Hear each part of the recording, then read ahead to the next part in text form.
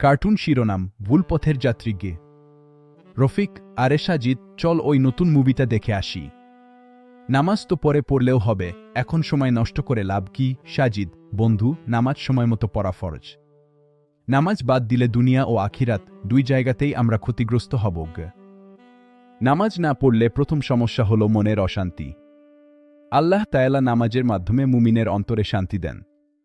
যারা নামাজ ছাড়ে তাদের জীবন থেকে বরকত ও মানসিক প্রশান্তি কমে যায়। সাজিদ, জানিস রফিক, ইচ্ছাকৃত নামাজ ছেড়ে দেওয়া কুফরির সমান। হাসরের ময়দানে প্রথম হিসাব নেওয়া হবে নামাজের।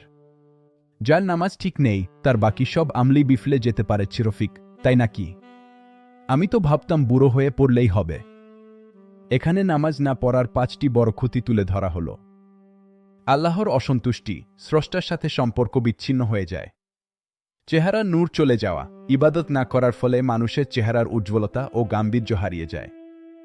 রিজিকে বরকত কমে যাওয়া, কঠোর পরিশ্রম করলেও অভাব দূর হতে চায় না।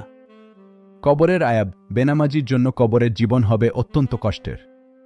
শয়তানের প্রভাব, নামাজ না পড়লে শয়তান খুব সহজেই মানুষকে খারাপ কাজে প্ররোচিত করতে পারে।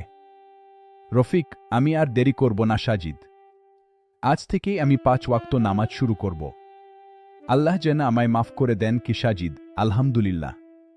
মনে রাখিস বন্ধু, নামাজই হল জান্নাতের চাবিকাঠি। নামাজ কায়েম করুন, কারণ নামাজ মুমিন ও কাফিরের মধ্যে পার্থক্যকারী।